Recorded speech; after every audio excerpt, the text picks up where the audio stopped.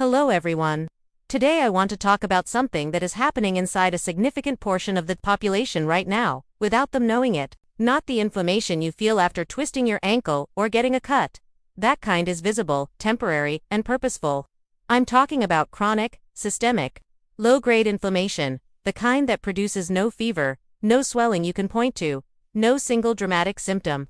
Just a quiet, persistent fire that burns at a level just below the threshold of clinical detection, reshaping your gut lining, disrupting your hormones, and gradually eroding the systems you depend on to feel functional. The reason most people don't catch it is that the signs don't look like inflammation, they look like normal life.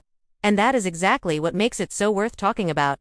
Here are 3 signs that your body may be chronically inflamed right now, not as a diagnosis, but as a starting point for paying closer attention. The first sign is persistent skin issues that don't fully respond to topical treatment.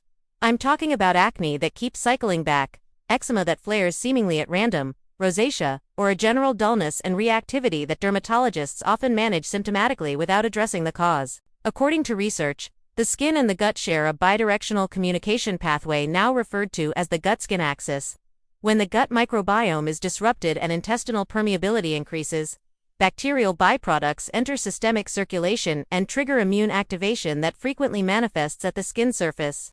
In one study, individuals with moderate acne showed significantly higher levels of circulating inflammatory markers and measurably altered gut microbiome profiles compared to clear-skinned controls, even when their diets appeared similar. The skin is one of the body's most visible outputs of internal inflammatory status.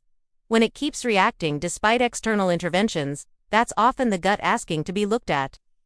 The second sign is brain fog, that specific experience of thinking through cotton wool, forgetting words mid-sentence, reading a paragraph and retaining nothing, feeling like your processing speed has dropped a gear without any obvious explanation. This one is particularly underestimated because it gets attributed to stress, poor sleep, or just being busy. And while those things certainly contribute, the underlying mechanism in many cases is inflammatory.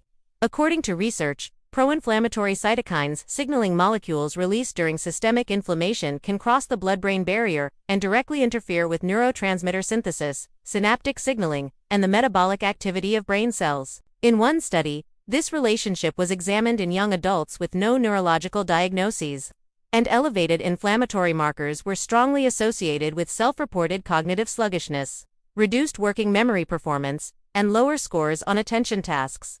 The inflammation wasn't in their brains. It was in their gut and bloodstream, but the brain was paying for it.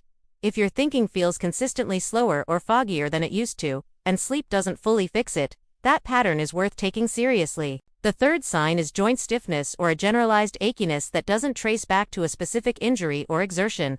The kind where you wake up feeling like you need 20 minutes to warm up. Where your knees ache on days you haven't done anything particularly physical. Where your body feels older than it should. According to research, chronic low-grade inflammation elevates circulating levels of cytokines like interleukin-6 and TNF-alpha, both of which sensitize pain receptors and promote tissue degradation in joints and connective tissue over time. This isn't arthritis, the structural damage isn't necessarily present yet, but the inflammatory environment that precedes it is already active.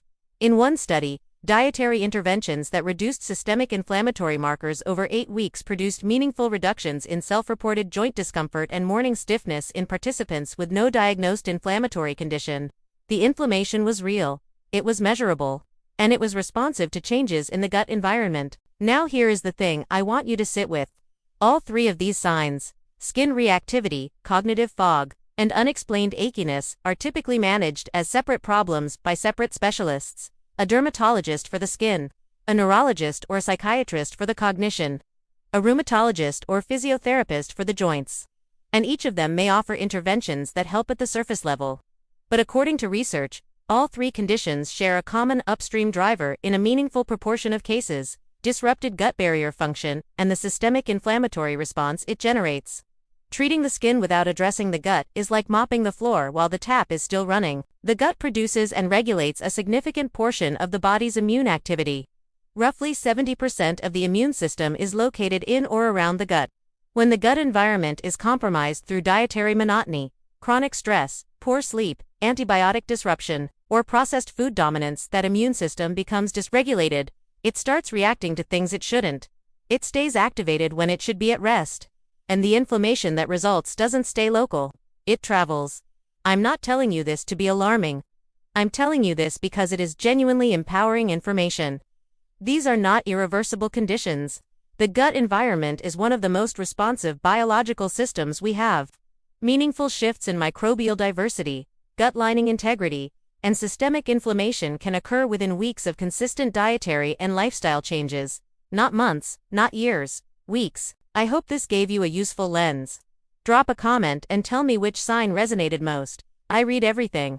If this was valuable, hit the like button and share it with someone who needs to hear it. And if you're new to Nutriflow, subscribe and turn on the bell. This is exactly the kind of content we make here. See you in the next one.